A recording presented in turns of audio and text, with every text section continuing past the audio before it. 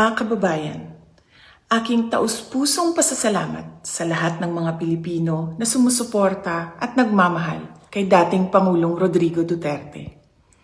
Sa mga kababayan natin sa Pilipinas, the Netherlands at iba't ibang panig ng mundo, napakalaking bagay para kay Pangulong Duterte ang pagtitipon ninyo para sa kanyang pag-uwi at kaarawan.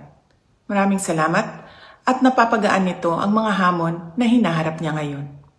Alam din ni Pangulong Duterte na haharapin niya ang ICC na kasama ang lahat ng mga Pilipino sa iba't ibang panig ng mundo, lalo na ang mga kababayan natin sa Pilipinas.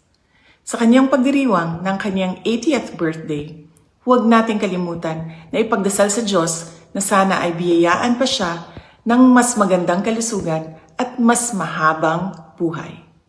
Hilingin din natin sa Diyos na sana ay makauwi na agad si Pangulong Duterte sa Pilipinas.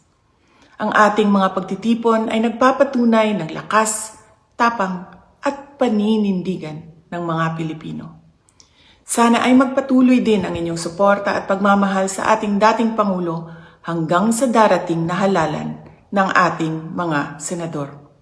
Sa inyong kaisog suporta o pag-ampo, kami nagasandig o naghinaot na atong makabot ang hustisya alang kang Rodrigo Duterte sa mga Pilipino ug sa atong nasod Pilipinas. Syukran.